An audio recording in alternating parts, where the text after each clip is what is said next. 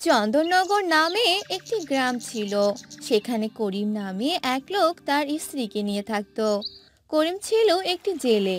সে নদীতে গিয়ে মাছ ধরতো আর সেগুলো বিক্রি করে সংসার চালাতো।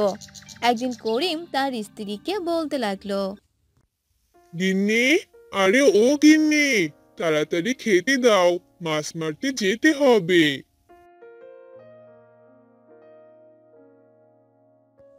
হ্যাঁ হ্যাঁ, দিচ্ছি।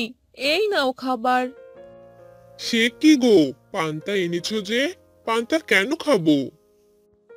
পান্তা খাবে না তো কি খাবে শুনি? মাছ তো ঠিকই মারো, কিন্তু একদিনও মাছ খেতে পারলাম না। সব মাছ বাজারে বিক্রি করে দাও, আর বিক্রি করে যে টাকা পাও সে টাকা দিয়ে কোনো বাজারও করে আনো না। টাকাগুলো কি যে করো তুমি, বুঝি না বাপু। আরে গিন্নি, আমি যা করি সব তো তোমার জন্যই করি। আমার আর কে আছে বলো তো? সেই টাকাগুলো আমি জমিয়েছি, বুঝেছো? আমরা যে অনেক বড় লোক হয়ে যাব। হ্যাঁ হ্যাঁ, সেই আশাই করে থাকো। বড়লোক না ছাই। এত কিপটামি করেও তো কিছু করতে পারলে না, আর কবে করবে? খাও খাও, এই পান্তা ভাতি খেয়ে চলে যাও। হ্যাঁ, কি আর করার। দাও, পান্তা ভাত খেয়েই বরং কাজে যাই। এই বলে করিম পান্তা ভাত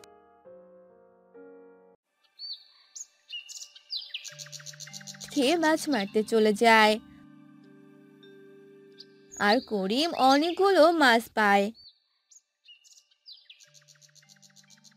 আর সেগুলো বাজারে বিক্রি করে আর একটি মাছ বাড়িতে নিয়ে আসে।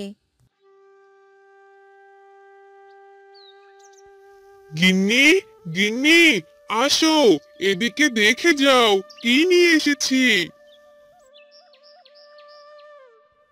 আরে কি হয়েছে? ডাকছো কেন? দেখো দেখো, মাছ নিয়ে এসেছি গো। শুধু একটা মাছ এনেছো? কি দরকার ছিল ওই একটা মাছ নিয়ে আসার? একটা মাছ দিয়ে আমি কি করব? আরে, এটাই বরং রান্না করো। অনেক দিন থেকে মাছ দিয়ে পেট ভরে ভাত খাইনি, আজ খাবো। তোমার এই একটা মাছ আমি রান্না করতে পারবো না। তোমার খেতে ইচ্ছা করলে তুমি একাই গিয়ে রান্না করে খাও। এ বলে করিমের বউ সেখান থেকে চলে গেল আর করিম একাই সেই মাছ রান্না করে খেলো। এভাবে কিছুদিন চলে গেল। একদিন বিকেল বেলা করিম জাল নিয়ে বড় নদীতে মাছ মারতে গেল আর বলতে লাগলো, আজ মাছ পেলে সেগুলো বিক্রি করব না, বউকে সব মাছ দিয়ে দিব। বউ অনেক দিন থেকে মাছ খায় না। যাই, দূরেই জাল ফেলি। করিম নদীর অনেক ভিতরে গেল আর সেখানে গিয়ে জাল ফেললো। আরে, জালটা তো তুলতেই পারছি না, মনে হয় অনেক বড় মাছ উঠেছে। করিম অনেক জোরে জোরে জাল টানতে লাগলো আর জাল তুলে নৌকাতে রাখলো। আর সে জালের ভিতরে এক মৎস্যকন্যাকে দেখতে পেল। আরে, এ কি? আমার জালে এত বড় মৎস্যকন্যা! উম উম ছাড়ো, ছাড়ো আমাকে, ছেড়ে দাও। আরে, এই মৎস্যকন্যা দেখে কথা বলে, আর এ তো দেখছি অর্ধেক মানুষ।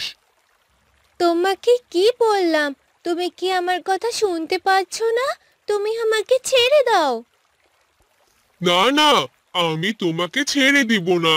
আমি জানি মৎস্যকন্যাদের অনেক জাদু শক্তি থাকে। তুমি যদি আমাকে অনেক ধন সম্পদ দাও, তাহলেই আমি তোমাকে ছেড়ে দিব। এ আমি কখনোই করব না। আমি তোমাকে কখনোই কোনো ধন সম্পদ দিব না।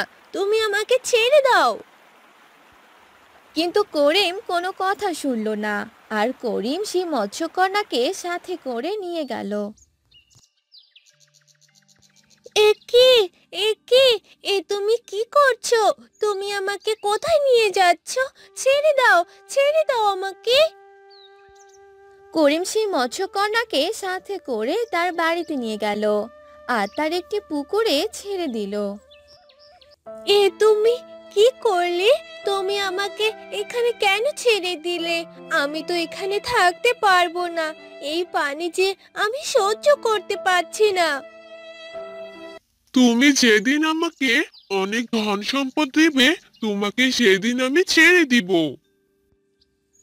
তোমার মতো লোভী মানুষকে আমি এসব কখনোই দিব না। তোমায় আমি অভিশাপ দিলাম, তুমি কখনোই উন্নতি করতে পারবে না।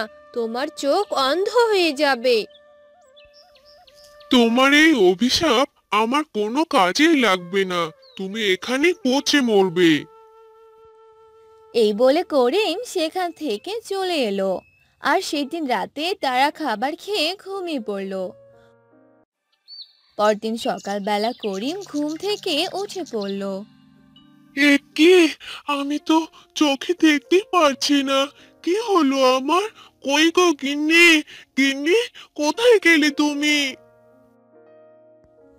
আরে কি হলো? তুমি এভাবে ডাকছো কেন? গিন্নি, তুমি কোথায়?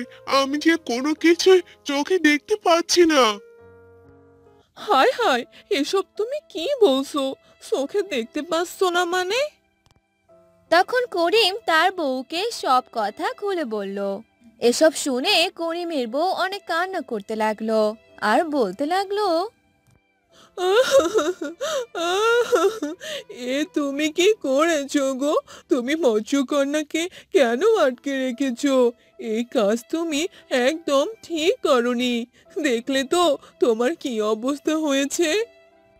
আমি তো এত কিছু বুঝতে পারিনি, মৎস্যকন্যা আমাদের পুকুরেই আছে। তুমি ভেবো না, আমি মৎস্যকন্যার কাছে গিয়ে ক্ষমা চেয়ে আসছি। তারপর করিমের বউ মৎস্যকন্যার কাছে গেল আর তার কাছে অনেক কাকুতি মিনতি করতে লাগলো। মৎস্যকন্যা, তুমি কি আমার কথা শুনতে পাচ্ছো? কে তুমি? আর তুমি কেন আমার কাছে এসেছো শুনি?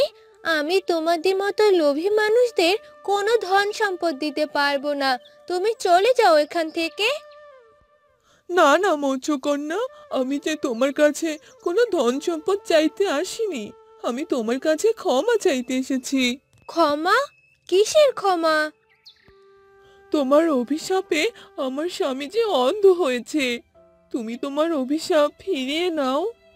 না, না, আমি এই অভিশাপ কখনো ফিরিয়ে নিব না।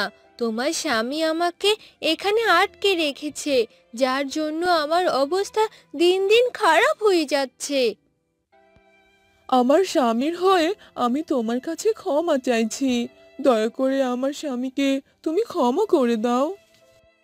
এ বলে করিমের বউ মৎস্যকন্যার কাছে অনেক কাকুতি মিনতি করে আর কান্না করতে থাকে। স্বামীর প্রতি এত ভালোবাসা দেখে মৎস্যকন্যা বলে ওঠে, আর কেঁদো না তুমি। আমি তোমার স্বামীকে ক্ষমা করে দিব, যদি তুমি এখান থেকে আমাকে মুক্ত করে দাও। হ্যাঁ হ্যাঁ, আমি তোমাকে নদীতে ছেড়ে দিয়ে আসবো। এই বলে করিমের বউ একটি কলসি নিয়ে আসে আর মৎস্যকন্যা ছোট হয়ে সে কলসির ভিতরে প্রবেশ করে।